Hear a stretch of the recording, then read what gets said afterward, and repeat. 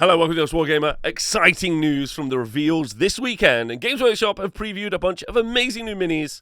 Well, that's a bit too enthusiastic. But also some cool new things specifically for Age of Sigmar. The first thing they showed off is the Lord Relictor Ionis Cryptborn, Sigmar's prodigal son. So they go on to talk about this amazing, in quotation marks, amazing, miniature on dragon.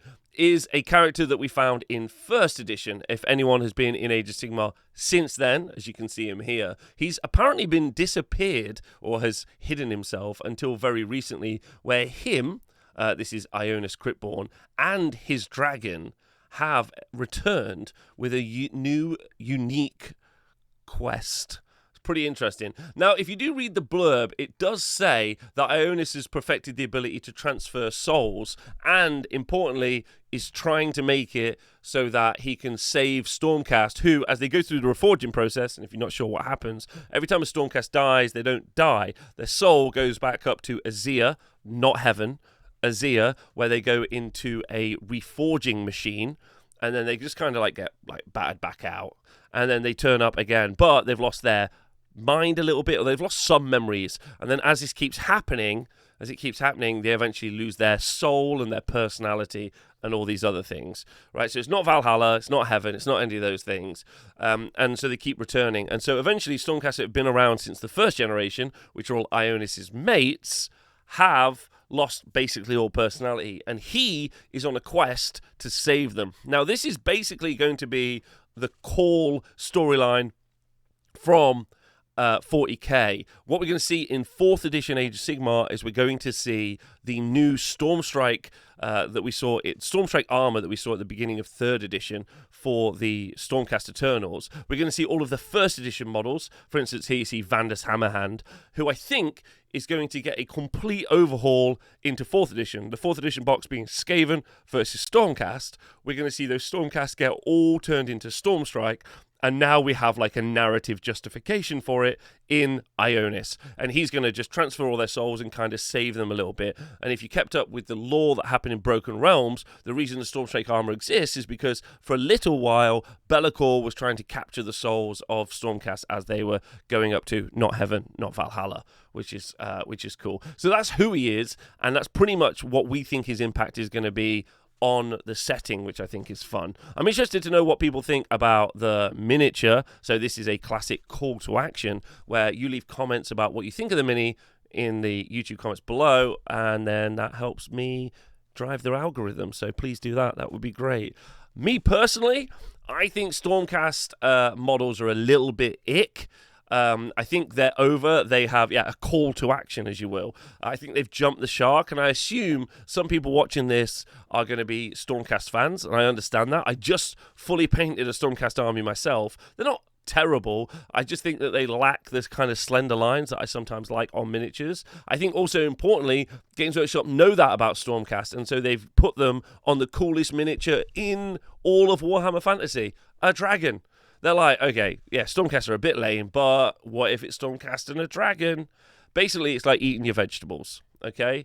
The Stormcast are the vegetables that you're not super keen on. I mean, I love vegetables. And then the old dragon is the big, healthy bit of steak or vegan steak, depending on who you are, which is cool. So I think it's okay. I think it's quite interesting. Obviously, it's very 40k-esque, and I do wonder if it's appealing to the 40k community. I also do wonder if this was already designed when they released all of the Stormdrake Guard at the beginning of Age of Sigmar 3, and if they intended to put this with it and then they kind of took it out of rotation when they were going to put everything on sale, they were like, we'll save that for later. I think that's quite interesting as well. There is a final couple of bits that this dragon, so Ionis and his dragon, the dragon's also on his own special quest, which is quite mysterious and interesting, comes in a box along with 2 Stormdrake Guard. I think this is kind of an odd pitch, because if you were just about to get into Stormcast, then this is a good purchase, because you're like, okay, 2 Stormdrake Guard and the dragon. But we know from the beginning of 3rd edition Age of Sigmar that Stormdrake Guard were massively popular. If you were into Stormcast at the time, you were really excited about the Stormdrake Guard, and if you got into Age of Sigmar during 3rd edition, you already picked up the Stormdrake Guard. So I don't really know who they're selling this to. I guess new people are getting it Stormcast, whereas Stormcast players already are going to have to buy another box of Stormdrake Guard. And while that's not terrible, because they're super cool models, it would have been fun to just seen him released on his own, and also kind of see how it's sold on its own. I think that would have been really fun as well. Just like, how popular that miniature is. Because I think ultimately it's probably quite a fantastic miniature. I think it's going to look very cool on the tabletop, and it's quite nice to see an all-encompassing hero character on a dragon. I think that's very cool, and I like that a lot as well. The rules for this will come in an Army of Renown, or this character will come in a book 3 of the Dawnbringer series called The Long Hunt, which we'll talk about in a bit, and also is going to be in an Army of Renown where it's going to be all dragons and also Ionis Cryptborn. And what's really interesting about that is Stormcast don't really have any good army rules, as in battle traits. So you take a Stormcast army, you basically can either make them a Stormkeep, or you can make it so that they can deep strike, one of the two. So if they get some prodigious rules on top, then this could be a very scary army on the tabletop, because dragon armies are currently still active and doing very well. Units of either 6 Stormdrake Guard as a big brick, or 2 units of 4 have seen a lot of competitive play at the minute and been really, really positive. So this is not a bad army already. The constituent elements of this army are not bad. If he adds a lot, then that's going to be really exciting. Also really exciting for a couple of other reasons as well. For just a pure Stormcast army outside of an Army of Renown, having a priest is very cool and could do some very interesting stuff. And also, if you were playing Cities of Sigmar, and if he comes under the ally allowance of 400 points, he could be a really interesting pitch as well, because he's obviously going to be a big fighty character, although Games Workshop does struggle sometimes to make like duelist characters. They're either completely insane, like Vampire Lords on Zombie Dragons, or they're just a bit like yikes, like a Keeper of Secrets. So I'm quite interested to see, the power level and how good it's going to be, which is going to be very fun. I'm also excited about the story and whether or not I'm right, and his job in the meta-narrative is to effectively Primaris the old Stormcast into the new Stormcast. The problem that Games Workshop obviously have with Stormcast, like they have with Space Marines, is the range is far too big. It's got too many models. So they now have got to ask themselves, what the hell are we going to do with this range? Which I think is interesting. And I think ultimately it's going to be just revamping those sculpts. And then, even if it's just the characters, because there's like 27 characters or something for Stormcast. So they've got a lot to do there, which I think is interesting. And I'd like to know what you think about this. But either way, I don't think anyone was expecting this. I think some people are annoyed it wasn't a Flesh Eater Quartz model. Flesh Eater Quartz is definitely coming at some point. So looking forward to that as well. I think like smash or pass, I'm going for smash. I actually think on the grand scale of things, I really like it. I think tying dragons in with Stormcast is okay. And I think that because they have done that now, right? You've got several kits that are dragon focused, and they've kind of found their identity. And I think it's a good pitch. If you're going to have a dragon army, then just make it a Stormcast, because the riders are not as cool as the dragons are. So that's my pitch. Keep it like that. The next thing that Games Workshop previewed was Belthanos, the first Thorn of Kurnoth, and he calls the hunt. So this is a character based off the character in the old world, Kurnoth, who was a character who always would die and then rise again and call a hunt, and everyone would go and do a hunt. A very classic kind of cycle of birth and death that obviously you get in the natural world. In this case, we have Belthanos, the first Thorn of Kurnoth instead, and his job is to keep the idea of the god of the hunt alive. And should his eternal chase ever cease, the dim embers of the godhood would gutter out forever. So he's a Kurnoth hunter, but a Kurnoth hunter character riding a bug. Some people have asked in the chat, and I think it's a really good kind of convo, why is it like a bug again? Like wood elves or that sort of stuff in the past was always on like stags and that sort of thing. It's because Games Workshop, especially with their most recent release for Sylvaneth, have definitely gone along the kind of fey forest spirit route with Sylvaneth, and I actually really like that. I said before in my Age of Sigmar video, what is Age of Sigmar? I said Games Workshop now are creating their own, IP, their own narrative and their own universe, their own fantasy. Tolkien decided what dwarves and elves were. That's been carried on along through lots of fantasy ever since. they are now kind of really pushing the bow on what fantasy is. And I do really like that. I think sometimes it's really challenging as art. Similarly, when we saw things like, Luca Vi, that was quite challenging, on what a vampire character is. But I think I really like this. I like the bugs. I like that they've gone down the fae, fairy, spirit route with the tree people, especially in the future, because there's very much the opportunity to do the macabre, dark version of this, where we might see Dreicher and the Spite Revenants and some of the other stuff split off into a kind of dark Mechanicum future, where we see like the dark tree spirits, and they give themselves that option in the future. So instead of just replicating dark elves and tree dark elves, they can go like dark forest spirits, which I think would be very cool. Or even have, Alariel turn and pivot into dark Alariel or something. I don't know. But that could be really cool. And I like the bug stuff. I like the Noble Bright bug stuff. I think it's going to be a tough sell to some people because it's tough to paint as well. Some people might not like the bright colors either. And, it's vivid. Like, it's unique, right? Like, that is a very unique, very cool thing. I think everyone loves it. Like, when you watch Lord of the Rings and all the dwarves turn up on goats, like, that's an 11 out of 10.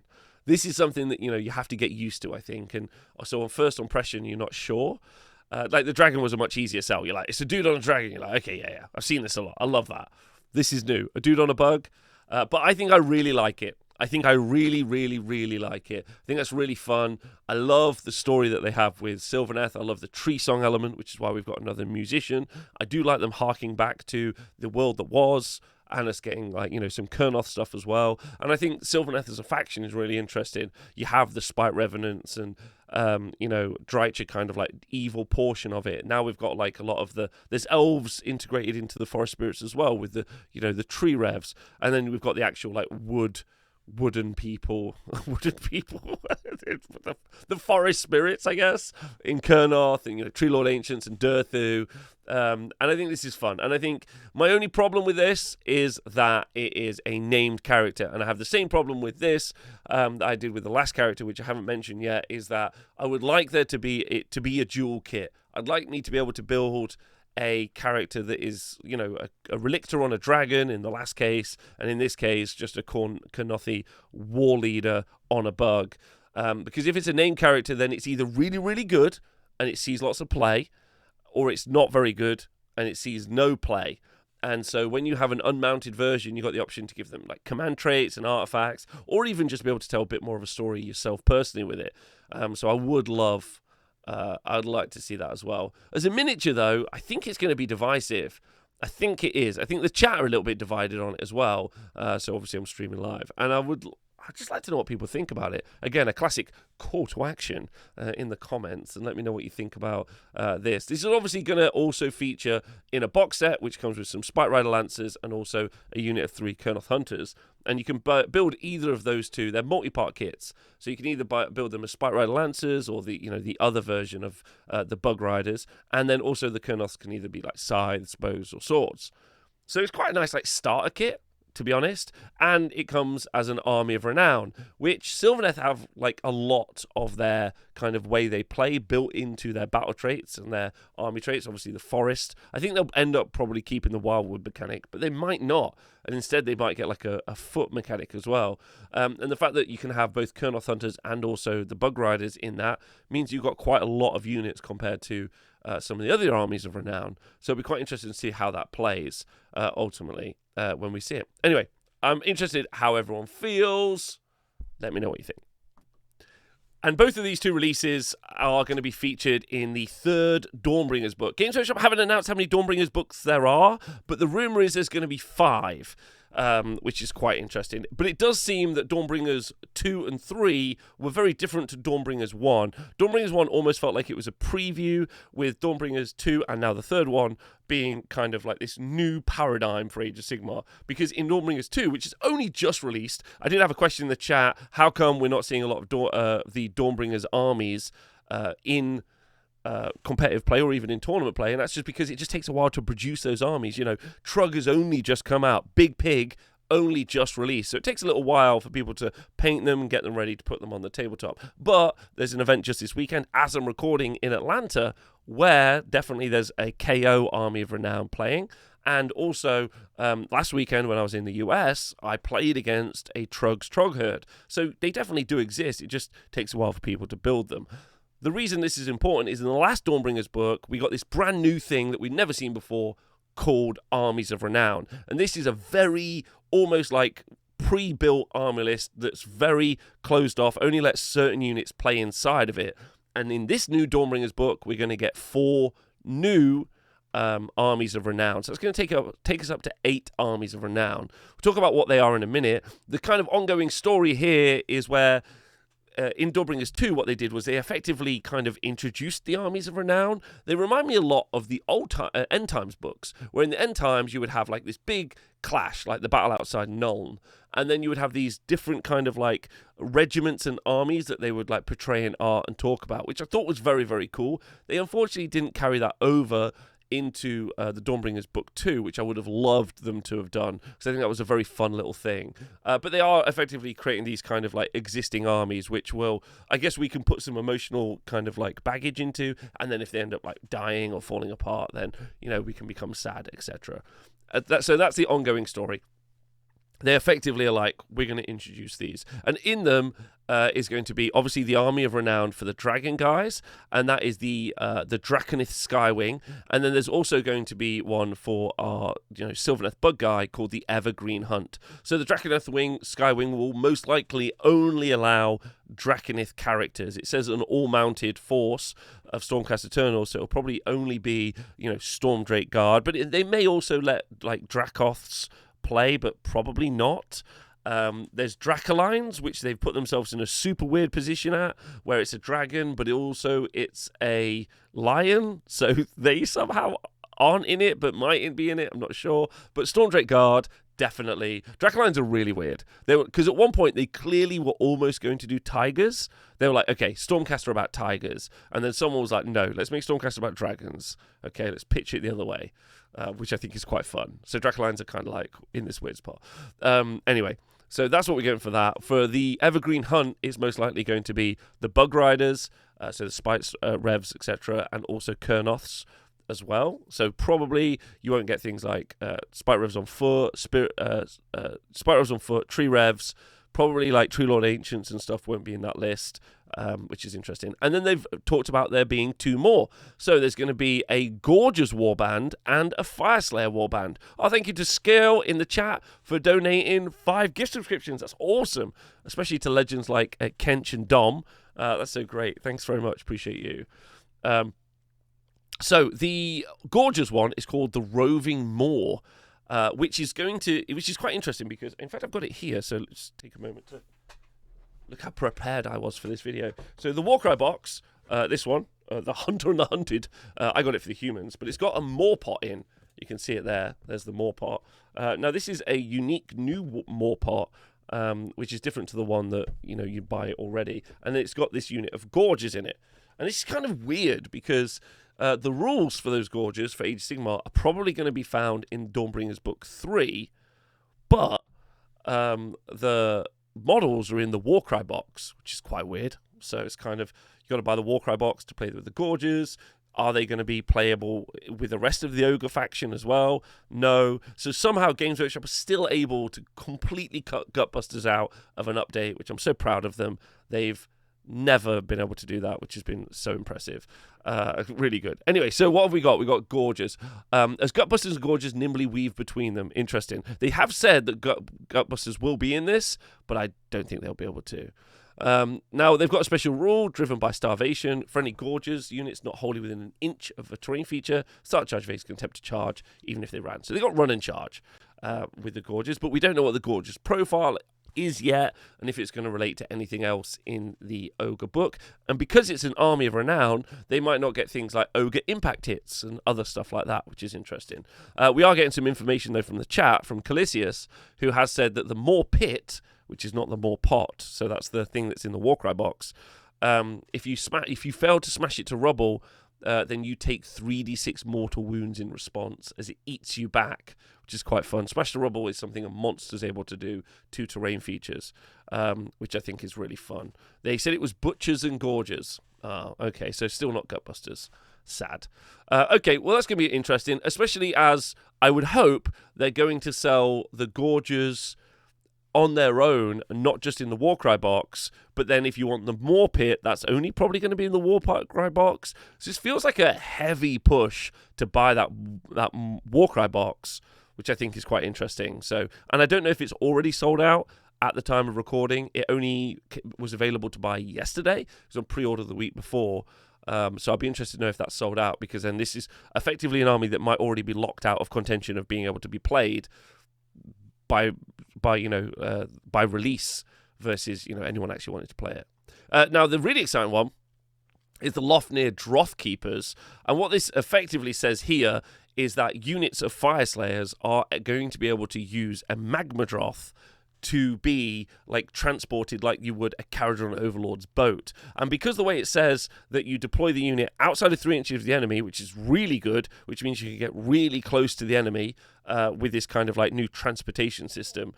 Also, you deploy wholly within 6 inches of the Magma Droth, which means you can get these units moving 24 inches. So you can get a unit of foot Fire Slayers, and they're going to be moving 24 inches across the board with the help of a Magma Droth, which feels really weird to me. That's a very fast dwarf. Very fast, which I think is very, very exciting. And I quite like that. I think that's really, really fun. And if you're a Fire Slayers player, especially because you've got like your Fire Slayer army has got progressively faster in 3rd edition.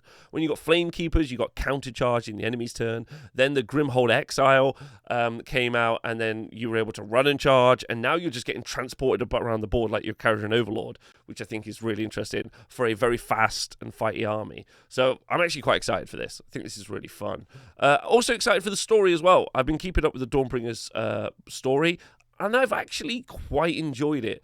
It's been a fun kind of snapshot into the Mortal Realms, and I've enjoyed what it's been so far. So I would like to see the story culminate, and kind of excited for the big payoff as 4th edition launches. So looking forward to that. And that wraps up like all of the releases for Age of Sigmar, and actually pretty exciting. Like as an Age of Sigmar stan, obviously we're moving towards 4th edition next summer, which is quite interesting. So we're going to get more of these kind of like new releases, new armies of renown. I think we might be getting 5 Dawnbringer books. Not really sure at the moment. Obviously, Games Workshop don't roadmap those things, which is a little bit of a shame. And obviously, I think some people were very disappointed as they were excited about new Flesh Eater Courts. I still think new Flesh Eater Courts is around January time. We still haven't had all of the miniatures released for Cities of Sigmar, for example. And honestly, I don't think I hate the Dawnbringer process at the moment. I don't think I really like the idea of armies of renown. I have talked about this a bit, and I'm going to talk about more in the future. But one of the things that I think is quite cool is we get a lot of releases for a lot of different armies. So even if you don't necessarily like armies of renown, the fact that you've got a way to play all trolls is kind of fun. This new army of renown is going to breathe new life into Fire Slayers, which is cool as well. The Gorges thing is a bit weird. Like, you need the More Pit and the Gorges from Warcry to play, but that's kind of odd. But, you're going to get to play ogres in a different way, I guess. Ogres. But if it's only Gorges, then not really ogres, but whatever. You're going to get new ways to play Stormcast Eternals, new ways, to play these different armies. And I think that's kind of fun. I really do think that's kind of fun. Whether or not it's balanced or not balanced isn't really that important to a huge portion of the community. The element that's most important is can I play with my new toys? Or do I get new toys? A. And can I play with my new toys in a fun new way? And the answer is simply yes, which I think is really fun as well. So I actually quite like that. And I do like the ongoing narrative as well, which I think is cool. And Age of Sigmar is in a really healthy place. I think that's the other thing I should probably talk about, because obviously when I talk about the Square Base show, I'm also going to talk about Warhammer Fantasy Battle. So expect that show soon when I talk about all the old world releases. But Age of Sigmar is in an incredibly healthy place. There's loads of people watching battle reports on that. The tournament numbers are massive. Loads of people are attending Age of Sigmar tournaments. Loads of new people seem to be getting into the hobby and into Age of Sigmar at the moment as well. If, like, the content that I make and the questions that I get on YouTube is anything to go by. And I'm just one YouTuber. There's obviously lots of other people that do, Age of Sigmar content as well. So I think it's growing massively and is in a really good place. So the launch of something like Warhammer Fantasy Battles, I don't see as a problem. I actually think that's really cool because you've got a couple of different game systems to play if you're fantasy interested now. And I've just seen the new Bretonnian stuff, and I think that'll work really nicely in the Cities of Sigmar army, which I think is cool. So I think if you're an Age of Sigmar fan or in a wider sense, a fantasy fan, then currently you're in an amazing place. New edition of the whole game system coming out next year. Warhammer Fantasy Battle to drop, and I think that's really good as well. I did hear a couple of people in the chat say that, their local club were concerned, and I'm like, Age of Sigmar is so massive. It's huge. It's not Space Marine huge, but it's hilarious, that Space Marines are Space Marine huge. Space Marine, and by the wider sense, 40k. 40k is an absolutely massive hobby. And everything underneath it is just dwarfed. Heresy is nothing like the size of even Age of Sigmar. Age of Sigmar is way bigger than Heresy. And so, Age of Sigmar is not going to go anywhere, so you should be really happy about all these releases. And you should be excited about the future, because I personally am, which is going to be cool. And I'm not going to stop covering Age of Sigmar, because I covered Age of Sigmar when there was 500 people in the world playing it, and now there's tens of thousands, which is great. So let's keep going and have fun. Hope you enjoyed the video, and thanks for tuning in.